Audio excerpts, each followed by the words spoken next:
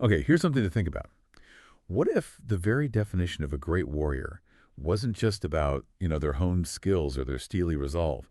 What if instead it blossomed from an extraordinary connection, like a profound partnership with a creature straight out of myth, something that fundamentally rewrites what it means to be a force to be reckoned with? Huh.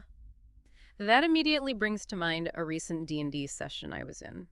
We were navigating this ancient, overgrown temple, thick with vines, echoes of forgotten rituals, the whole deal. Our party's fighter, this stoic dwarf named Grok, he'd always been this pillar of reliability. Solid in combat, dependable with his warhammer, but, well, never really one for surprises. Anyway, we triggered a trap in one of the inner chambers, and these spectral guardians materialized, their weapons phasing in and out. Pretty nasty stuff. Grok naturally positioned himself to intercept. He was holding his own, taking a lot of hits when suddenly, and I mean completely out of the blue, this shimmering aura started coalescing around him. It took the shape of this small, vibrant, almost crystalline dragon, no bigger than a large dog, really. It wasn't physically attacking, but it was weaving through the spectral figures, and every time it brushed against them, they seemed to flicker, like their attacks were losing focus. It was almost like this miniature dragon was disrupting their connection to whatever was animating them. We were all just kind of stunned. It totally transformed Gorik in that moment from just the fighter into someone with this mysterious, powerful bond we hadn't even suspected. Turned a tough fight into this moment of sheer awe. Sparked a ton of questions about his backstory afterwards. That's a perfect illustration, actually. It really captures the kind of shift we're going to explore today. We've gotten to look at the updated Purple Dragon Knight Fighter subclass from the upcoming D&D 2025 Forgotten Realms Player's Guide, and it's a dramatic reimagining. Seriously, forget the image of a standard bearer inspiring troops, this new version. It forges a psychic link with an amethyst dragon companion. Yeah. It essentially redefines the fighter from a tactical commander of humanoids to, well, a legendary figure bonded with a mythical beast. And it's got this distinctly psionic flavor running through it. Precisely. And we're going to delve deep into this complete overhaul today. We'll be examining how this subclass, detailed in a really comprehensive guide from LitRPG Reads, has been rebuilt with a totally new core concept. The emphasis has really moved away from bolstering allies with inspiring words towards commanding a magnificent dragon, wielding these cool gravity-based abilities, and establishing a truly unique and powerful partnership. Okay, let's really get into the core of this dramatic overhaul then. The article over at LitRPG Reads does a fantastic job highlighting just how different this 2025 iteration is compared to the 2015 banneret subclass. It's a fundamental shift in design philosophy, really. The banneret, or the previous Purple Dragon Knight, was characterized by what you could call an understated charm. A leader who motivated their allies through rallying cries, surges of morale, designed to be a reliable, supportive presence in a group. So that's right. The banneret featured abilities like Rallying Cry, which gave some temp HP when allies used Second Wind nearby, and Bulwark, letting them extend saving throw rerolls. Inspiring Surge let them grant a nearby ally an extra action. It was very much about enhancing the capabilities of the party, definitely a supportive role. But as LitRPG Reads points out, it often felt like it was missing a certain spark. It didn't quite live up to its potential in terms of, exciting gameplay. The idea of a tactical leader was there, sure, but the mechanics didn't always translate into those really memorable moments at the table. And that's exactly where the 2025 version makes such a powerful entrance. That concept of the tactical leader. It's significantly downplayed, almost pushed aside, really, in favor of this incredible battlefield companion, an amethyst dragon that joins you as early as level 3. It's a complete reversal of focus. We're talking about losing those supportive features aimed at humanoid allies and gaining a fully realized dragon companion that grows right alongside you. Yeah, what's truly significant is the sheer scope of this change. It's not just a few minor tweaks to existing abilities, it's the introduction of an entire dragon companion system. This isn't some fleeting familiar or a temporary summon. The amethyst dragon evolves, it gets bigger, stronger, more versatile as the fighter levels up. And the thematic element of psychic energy is particularly intriguing. This isn't just any dragon. Its signature gravity breath deals force damage, which is great as many creatures struggle to resist it. And it has these fascinating effects on movement, pushing and pulling enemies around the battlefield. Exactly, and the progression keeps going. By level 7, you unlock mounted combat options and the ability to fly on your dragon. Just imagine the tactical advantages that offers. And this companion isn't some fragile creature you have to constantly babysit either. There's a built-in mechanic for bringing it back if it falls in battle. A short rest or a simple ritual using a spell slot can restore it. That resilience is key, ensuring the subclass's central feature remains consistently relevant. Right, and if we think about game design, that reliability of the companion is vital for any kind of pet-based class, isn't it? It stops the core fantasy having this awesome dragon ally from being constantly undermined because the companion is too vulnerable. And that surprising addition of spell ritual utility, specifically the Comprehend Languages spell, that hints at this knightly envoy aspect, suggests a role beyond just combat, which I think we should definitely explore more. It's such a fundamental reimagining of the character's whole visual and narrative presence, as LitRPG Reads emphasizes. You transition from the image of a commander directing soldiers in a large-scale conflict to, well, a legendary beastmaster, a knight intrinsically bonded to a dragon. The dragon's attacks, rend and gravity breath, they become central to your tactical considerations in every single combat round. And at higher levels, the fighter even gains the ability to exchange their own attacks to allow the dragon to take actions. That represents a significant shift in how you manage your turn in combat. That raises a really important point about player agency and tactical depth, actually. By allowing the fighter to directly command the dragon's actions like that, it creates a much more dynamic and engaging combat experience compared to just having a pet that acts independently. And the endgame powers focusing on resistance to force and psychic damage rather than those traditional supportive buffs further solidifies this new identity. You're this resilient, psychically attuned warrior capable of withstanding significant magical and mental assaults. The reasoning behind this huge overhaul, according to LitRPG Reads anyway, seems pretty clear. The banneret subclass just wasn't resonating with players. It was underplayed, didn't generate much excitement or inspire unique character concepts. This new version, though, with the dragon companion and the psionic undertones, it really leans into the spectacular, offers a much wider range of mechanical possibilities, and gives players a much stronger sense of narrative agency. I mean, you're a dragon rider. That's a compelling story hook right there. Absolutely. And speaking of story and flavor, let's dig into that knightly envoy feature you mentioned. Gained at level 3 alongside the dragon companion. It might seem like a minor addition at first glance, but LitRPG Reads highlights its potential to really enrich the role-playing experience. All right, mechanically, okay, at 3rd level, you gain proficiency in an additional language of your choice. Simple enough. But the really interesting part is the ability to cast the Comprehend Languages spell once per long rest as a ritual. And then, remarkably, at level 13, you can cast it at will.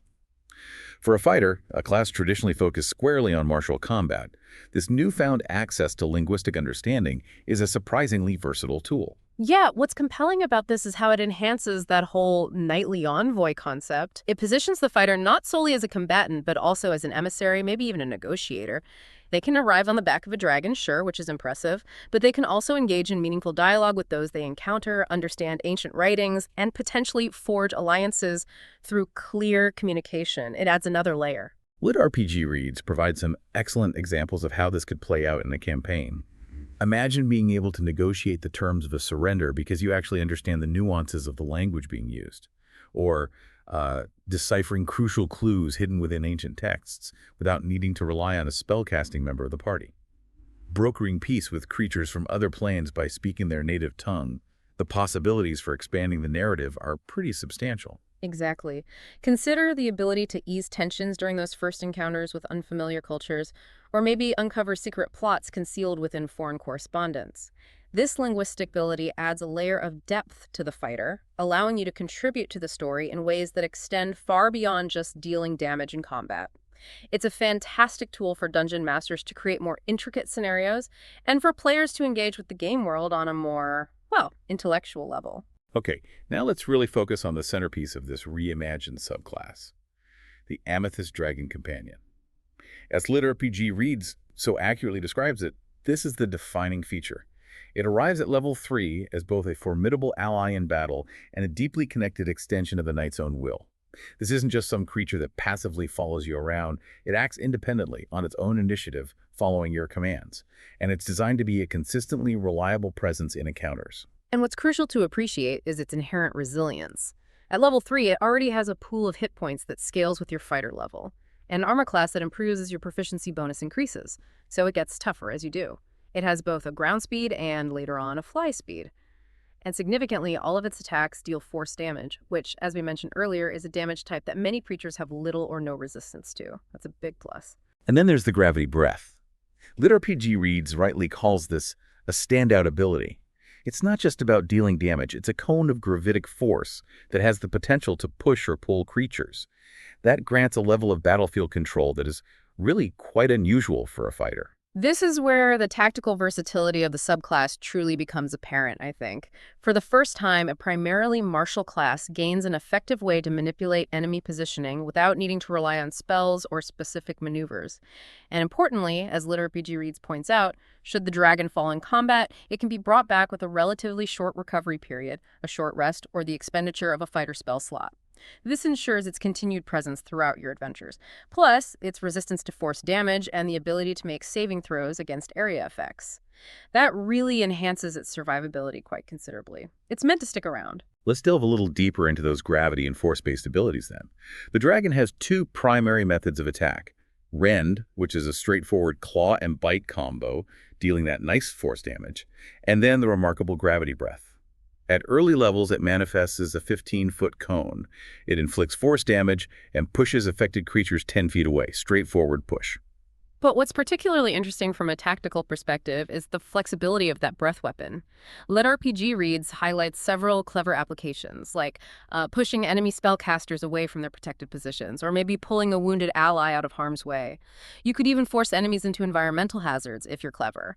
You could disrupt tightly packed formations, ground-flying opponents, or even set up enemies perfectly for an ally's area of effect spell. Lots of potential there. It really does change the way a fighter can influence the flow of battle, doesn't it? Instead of just moving and attacking, you have this capacity to subtly, or maybe not so subtly, reshape the whole encounter. And as LitRPG Reads observes, this recurring theme of gravity manipulation and force damage lends the subclass a distinct, albeit subtle psionic flavor, which really sets it apart from other fighter archetypes. Absolutely. And the power surge at level 7 is a significant milestone. LitRPG Reads aptly terms it the Dragon Rider power spike. This is when the amethyst companion truly comes into its own as a central part of the fighter's combat identity. Yeah, this is where things become particularly exciting. At level 7, the dragon increases in size, gains a substantial fly speed of 60 feet, and the gravity breath becomes even more potent. Eventually, it gains the ability to pull creatures in addition to pushing them away. And crucially, it also becomes a mount. You essentially become a proper dragon rider at this level, which is, let's face it, pretty cool. That newfound aerial mobility unlocks a whole new spectrum of tactical possibilities, as LitRPG Reads emphasizes. But it's not just about the ability to fly. The Dragon Rider feature also creates this neat symbiotic link between the fighter and their dragon's resilience. When you, the fighter, use your second wind feature to regain hit points, your dragon also benefits, regaining a portion of its own health. It's a nice touch. Just think about the strategic options that become available, though.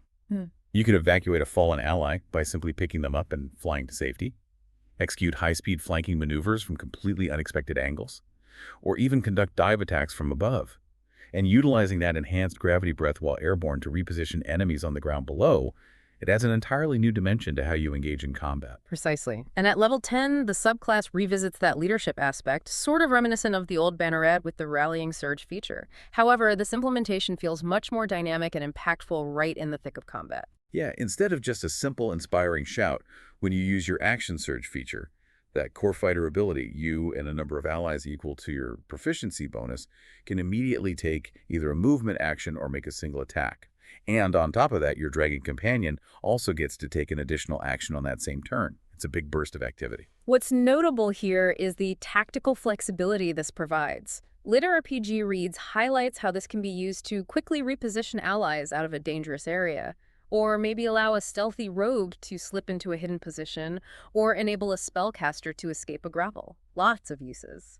And granting the dragon an extra attack, or allowing it to use its gravity breath a second time in the same round, that can dramatically shift the momentum of a fight. It's a burst of coordinated action that can really disrupt enemy strategies. Then we reach level 15 and the amethyst pinnacle. This really sounds like the ultimate expression of that bond between knight and dragon. Yeah. Your dragon grows to large size now, meaning more of your party members could potentially ride it, which is interesting. And you gain this powerful ability called Tandem attack. Ah, yes. Tandem attack.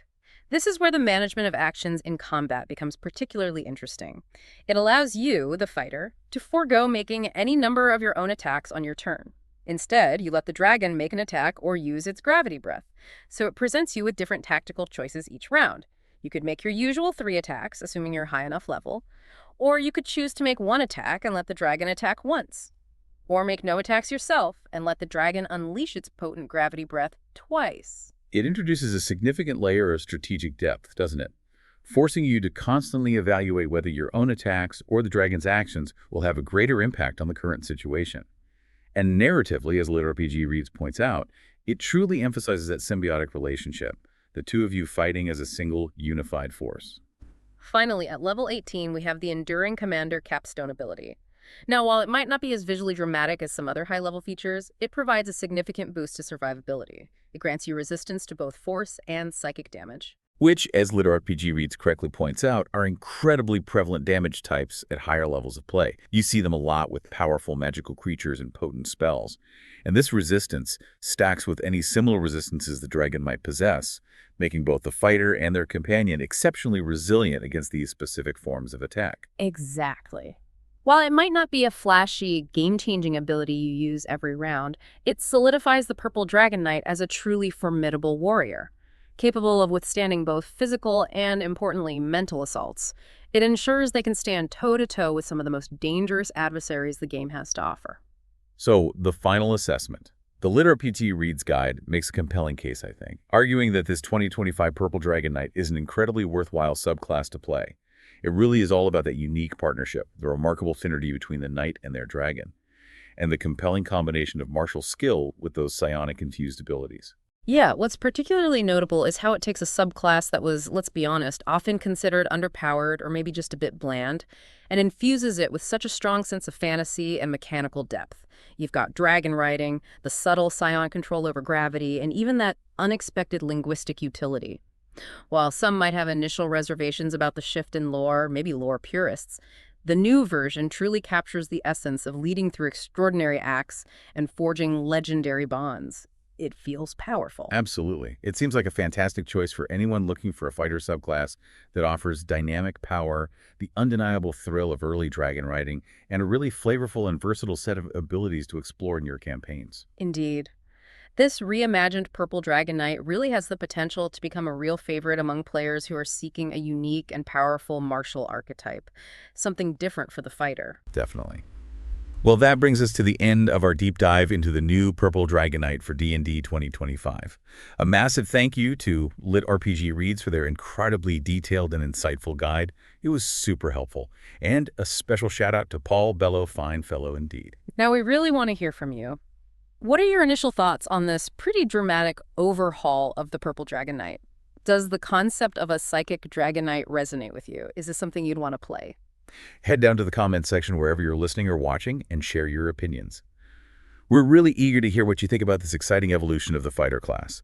And until our next deep dive, maybe consider this. In a world brimming with magic and mythical creatures, what truly defines a hero? And how might the extraordinary bond between a knight and a dragon redefine that very concept for you at your table?